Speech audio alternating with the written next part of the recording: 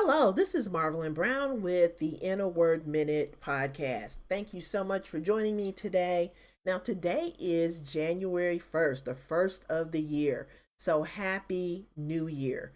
Now, I've kind of been away for a while. I kind of took the whole month of December off, had a lot of stuff going on, and now I'm back. And today we're going to talk about a lot of things, but the main thing that we're going to focus on are the income generating activities that you should do each day. But before we get to that topic, I want to just throw some things out there because I kind of feel like we're back at square one. We're kind of where we were. We're not quite where we were in terms of illness and deaths and things like that, but we are kind of back at looking at the pandemic and how it's affecting our lives. And we're also still in that limbo. Hopefully, we're not. Hopefully, you're not in a place where you're in limbo about what you're going to do. But since January 1st is normally where we start making plans and we make resolutions, hopefully, resolutions that we keep, realistic resolutions that we are able to keep. I think it's a really good time to just revisit where we are and how we can move forward because we can't stay stuck in fear or being in the house or being stuck in the middle of a position that maybe requires us to be in front of people all the time. There's just so many things going on. So I want to talk about that first and just kind of put some ideas in your head about maybe some things that you can do. And then we're going to talk about income generating activities. So, this is the thing. Of course, we all know that the world of work changed once we had a pandemic. So, before the pandemic, and even I would say way before the pandemic, a lot of people understood that their paycheck wasn't going as far as it used to, their benefits weren't going as far as they used to. And so a lot of people did start making the shift to finding some other options. However, we still had a large group of people who were on the bandwagon, getting nice checks, making nice income, living that middle class lifestyle or above. And but now things have really changed. So I want to bring that to your attention. If you're not already aware of the changes that have happened, I want to just kind of bring some things to the forefront. So this is the thing. We used to go to work in an office or in a conventional setting, or wherever we worked, whether it was a factory setting or a fast food setting or an office setting or a hospital setting. We went to work doing our thing. We got a check, and the check used to pay for most things, if not all things. And we had benefits, and then a lot of people decided to stick it out until 65 and then they retired. So that's what used to happen. These are the things that, like my parents, this is their life. They went to work, they lived a middle class lifestyle, they had a check that paid for most things, they had benefits. If they got sick, they could afford to take off work. They had great health insurance, they had life insurance, they had property. They had enough wealth that they could if someone slipped and fell in the driveway or something, they had insurance to cover all of that. Everything was covered. If a hurricane had come along and blown the roof off, they had insurance to cover it, right? Well, now people are just barely, seemingly, in my neck of the woods anyway, people are just seemingly struggling. They're struggling to maintain that middle class lifestyle. They're struggling to maintain wealth, property, savings accounts, and let alone like investing in the stock market and things like that. So a lot of the extras that people used to take for granted are no longer there. So in today's world, because of this pandemic, a lot of professionals, a lot of middle class workers are finding that they are now the frontline workers. And so when they, go to their jobs, they're exposed to the elements. And the elements, when I talk about the elements, I mean an environment that is not really healthy. It's not conducive to great health. They're exposed to a lot of people when they go to work, they're exposed to potentially life threatening diseases. In addition to that, a lot of people, when they look at their paycheck, they're not getting the growth that they need to keep up with inflation and all of the things that used to be kind of, the things that you could afford, the luxury things that you could afford are no longer within reach. And so that has resulted in a mass departure from a lot of the conventional frontline jobs. And so people are now shifting to work from home careers.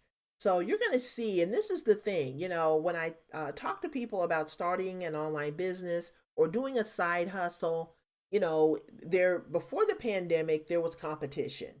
There were people that were doing the same thing that you did. They were selling the same products as you, and there was just a lot of competition. Well, now put that competition on steroids as people are leaving their jobs and they are, finding a lot of people got a taste of working from home if they are not still working from home during the beginning of the pandemic. A lot of people went into lockdown mode and they were working from home.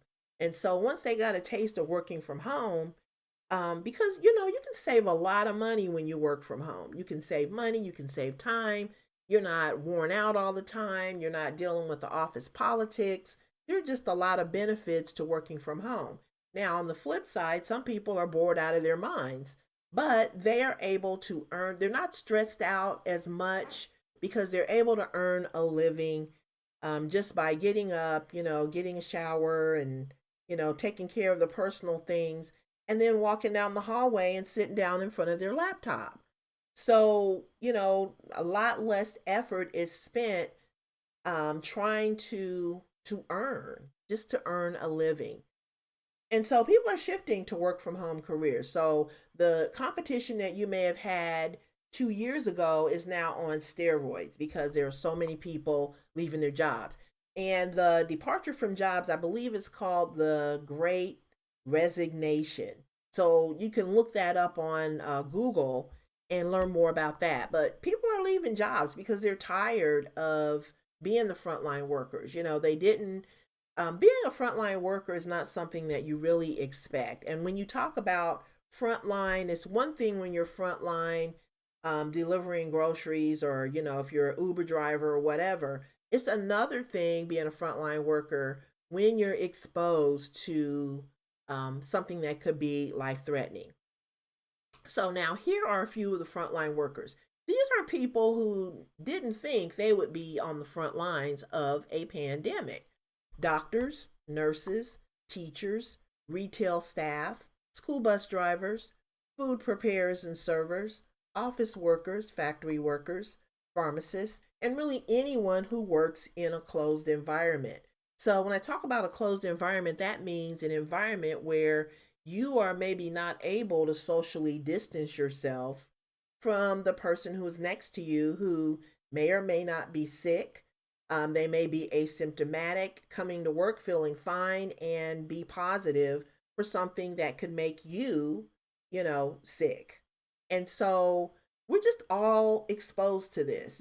It's all out there now. And it doesn't matter if you wear a mask, it doesn't matter whether you've been vaccinated, you can still get sick. Now, supposedly, the people who are vaccinated aren't getting as sick, they're not passing away like what we saw last year, but it's still alarming. It's alarming to me. I don't know about you. And then, so the other thing that's alarming to me is that the decisions made by a few can affect the lives of many. And so, if people that are making these decisions, whether you're in a situation where maybe your bosses, want you to come into the office and be exposed, or maybe you work in an environment like a doctor or a nurse where your job is to take care of people who are sick. However, those decisions at the top can really affect the lives of not only you, but your family, your friends, everyone in your network, the people who live in the household with you. All of those folks can be affected by decisions that are made by people who are making the decisions. So, bad decisions can lead to a bad outcome. Good decisions can lead to good outcomes. So, you have to kind of, judge that for yourself. But this is the bottom line. A lot of people are doing what's best for them, whether it's frontline workers or whether it's people who are making decisions. I would venture to say that the majority of people are doing what's best for them. Now, if someone at the top who is making a decision, if they're doing something that is going to be best for them, it may not be as good for you. It may put you in the corner, especially if you're totally dependent on one source of income. So if you have one source of income and you don't have any other choices, then you got to roll with, whatever decisions are made. And so my advice is, I'm not telling people to leave their jobs or do anything like that. But what I am saying is, you kind of need to make some decisions on how you can give yourself some additional options. So, this is the bottom line, too. You have a choice to make. You can either write it out, hope for the best. You can have a laid back approach to taking action and just see what happens. You can keep doing the same things and getting the same results.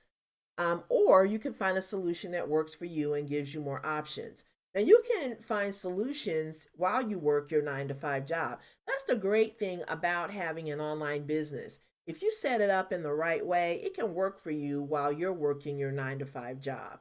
So while you're sitting at work, in the background, you have this system working that is helping you to make money. But you have to make sure that there are certain activities that you do each and every day so that you can, have that income, have that steady flow of income.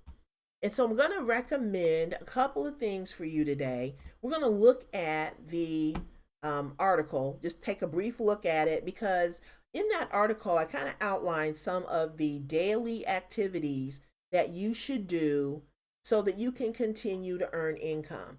And a lot of times, what ends up happening is we build part of our online platform or part of our online business, but we don't do what it takes to keep that system flowing on a daily basis. So we're going to talk about that.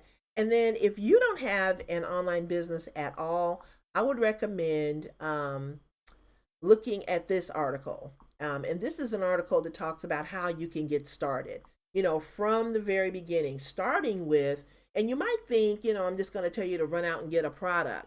But no, this actually starts with your hobbies and interests. And it walks you through the entire process of starting an online business. So you can do that. You can check that article out from your cell phone or from your tablet. When you're on break at work, you can look at it. You can do some of these things in your spare time, even if it's just 10 minutes a day. But the thing I want you to focus on today is, this is January 1st. Set some goals, set some things in place that will help you to get results in your business.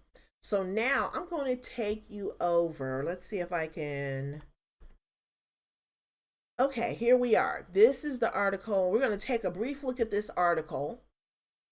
And we're going to talk about the income generating activities that you should do each day. Now, of course, your business is going to be different from any other business.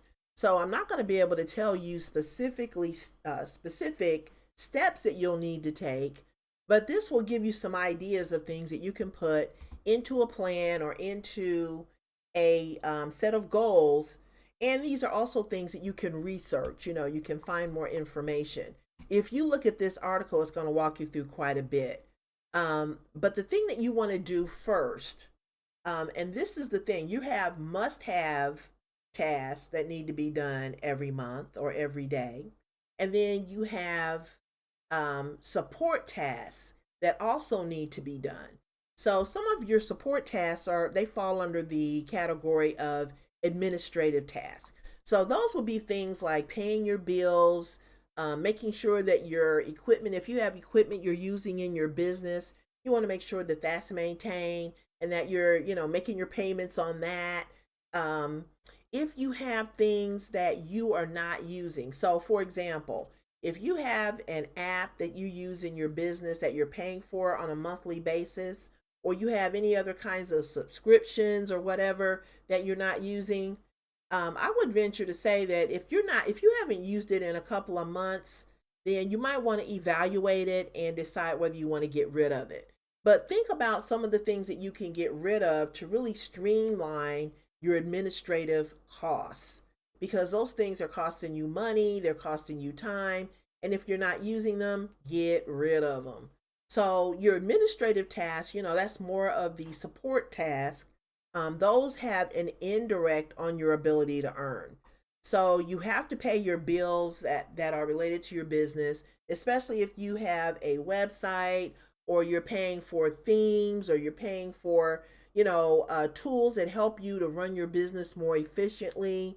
Then you have to pay those bills every month, or you will no longer have those services. So you can sit down, maybe sit down once a month and do some of your administrative tasks. Make sure that your income, now if you're just starting out, you may not be making money right now, but if you've been doing your business for a while, you should have more income than you do expenses. So if you don't have more money coming in than going out, then you definitely need to look at some areas that you can cut. But those are your indirect tasks. Those are things that can be done maybe once a month or every 2 weeks. The thing that's really going to drive your ability to earn will be your sales and lead generation tasks. So, your sales and marketing tasks, basically, and those have a direct effect on your ability to earn.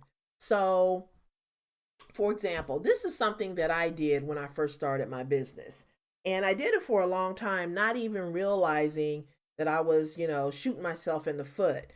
But I spent so much time trying to make my website look perfect. I wanted to look perfect. I didn't want any, misspelled words. I just kind of focused on making it look pretty.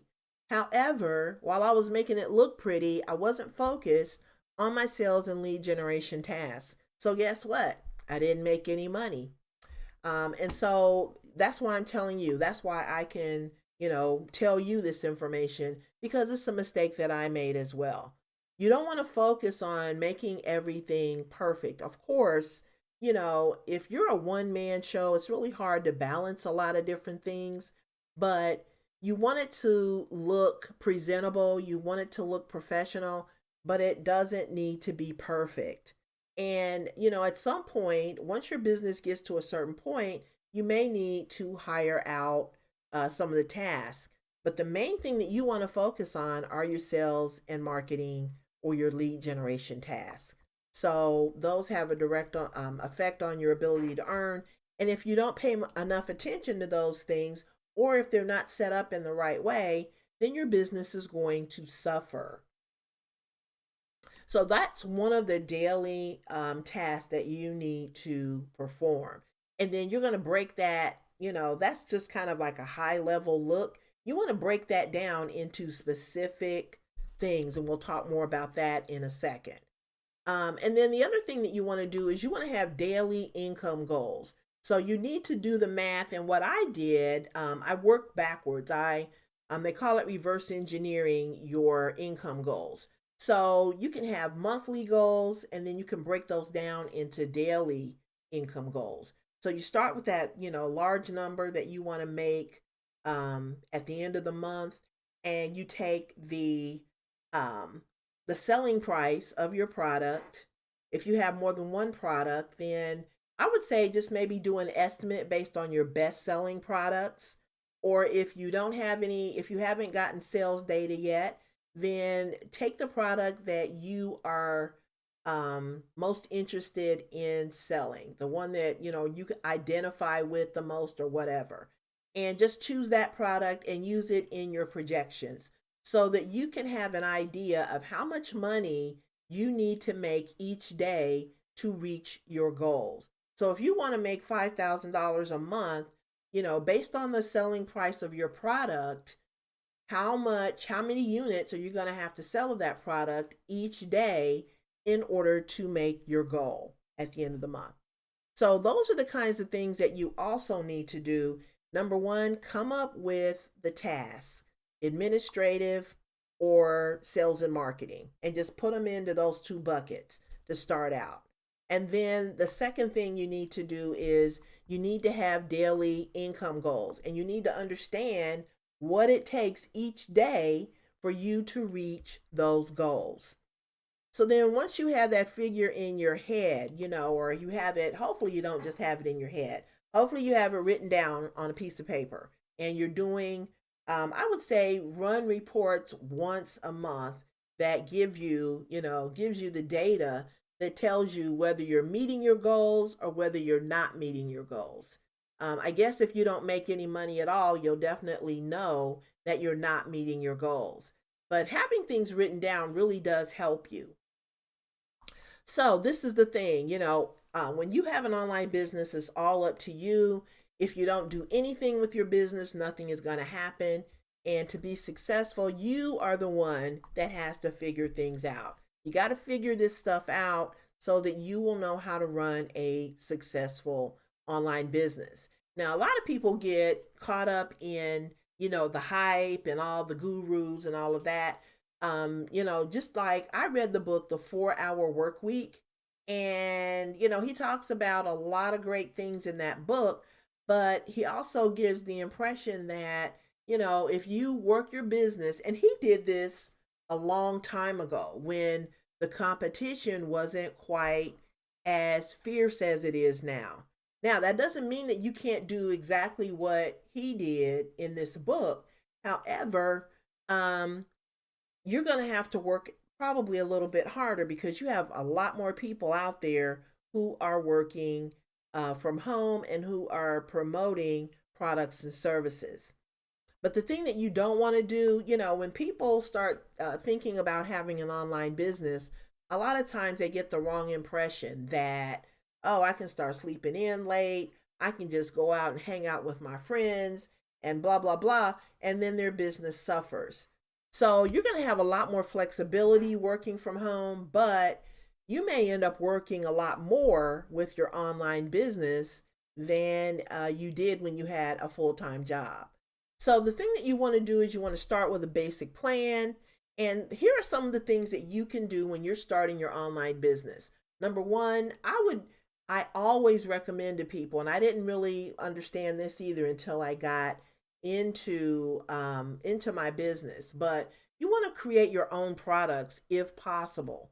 And the reason for that is that you have more control over that product. That's the pricing. You have control over promotion. You have control over how much you are going to be able to bring home and put in your pocket when you create your own products. When you are selling other people's products, you get a proportion or a percentage of what that product sells for, and it's really up to either your affiliate or the company that you are working with as to how much you are going to get. When you create your own products, then you have the ability to set pricing in a way that's competitive as well as profitable. So I would recommend creating your own products. That's a task that you can do before you start your business. If you haven't started the business, I would recommend sitting down, thinking about what you want to do, going through those exercises that I recommended in the article. And I'll put a link to that article below this video and in the show notes for my podcast as well. But you want to create your own products. You want to have, if you have a blog, and I recommend that you start a blog. Or if you don't have a blog, if you have a YouTube channel or you're doing a podcast, you want to have an editorial calendar.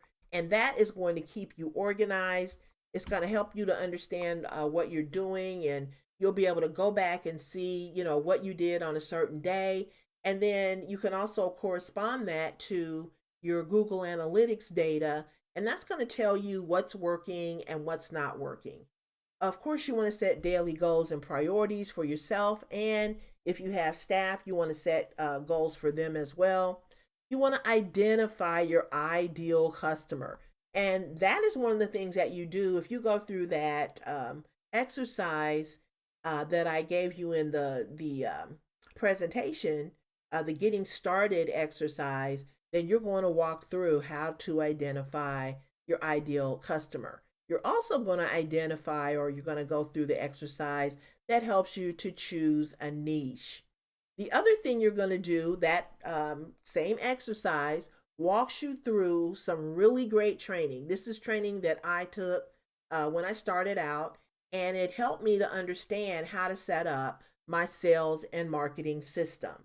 So, in that training, you're going to learn about how to set up your sales and marketing system so that you can have a business that runs for you 24 hours a day, 7 days a week in the background while you go out, you're able to go out and do other things.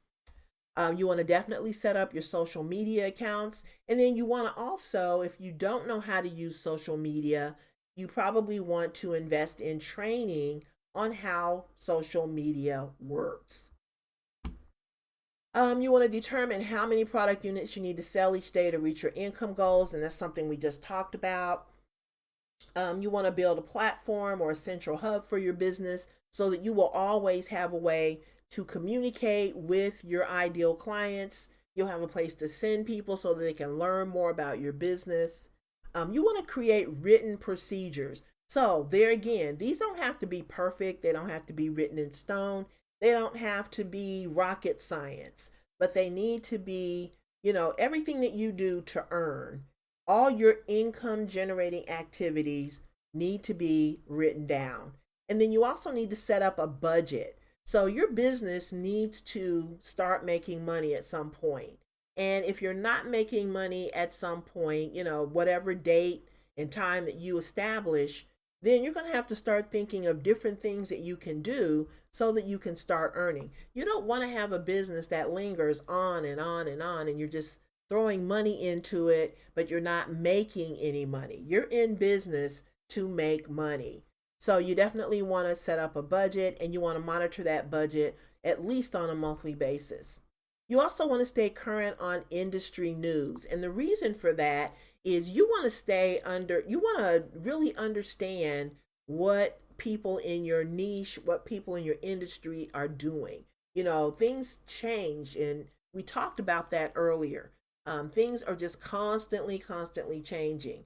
And so you want to stay current on what's going on in your industry so that you can, if you need to make a shift, you can make a shift. And if you stay current, you might even be able to see things that are coming in the future and make a shift, before the tidal wave comes. You can kind of stay ahead of the curve.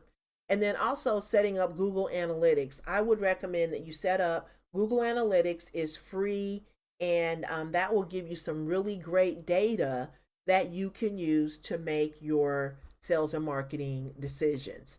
Now, there's some additional stuff on here that I definitely want you to go through, like communicating with new and prospective customers. That is something you need to do every single day. And you can do that even if you do nothing other than post to social media. If you're posting to social media every single day, then people are they're gonna learn about you, they're gonna know who you are. But if you never post, if you never communicate with new and prospective customers, you're not going to probably sell very much. So the other things that you can do on a daily basis are listed here. You want to definitely stay focused and eliminate distractions. Things that you can do to be productive is listed there. Things that you can do on a monthly basis. Things that you can do weekly. Now, this is a free book. This is not an ebook. This is an actual book that you can get. And this is a really great book, especially if you are in direct sales or network marketing or you're in affiliate marketing.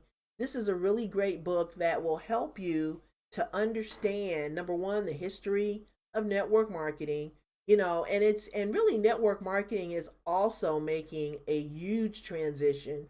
When I started out, I started with network marketing, and I know you probably heard me tell this story over and over, but it's worth repeating because back in the day, they used to do some really antiquated things, but those are the things that people did, and a lot of people built successful businesses doing it. However, now we're in a different time. We have technology, we have lots of tools in our tool belt, and so this book walks you through that, and it shows you. It really talks to you about the changes, the history, and how to set up an automated sales and marketing machine. And so this is a really good book. It's free. All you have to do is pay $7.95. I think it's $7.95. It might be a little bit more than that. Everything is kind of getting more expensive, but you just pay for the shipping and handling. And you can get this book and sit down and read it. And it gives you some really great information on how to promote your business. And then I think there are also some other things that come with that book, some additional training that you can sign up for, and it's really, really affordable. So if you don't do anything else, just get the free book and go through it, and I think you will be glad that you did. So I'm gonna go ahead, and I think that's pretty much it for this episode of the Inner Word Minute. And I thank you so much for joining me today. We will get back on that regular schedule where each week I will do a podcast episode.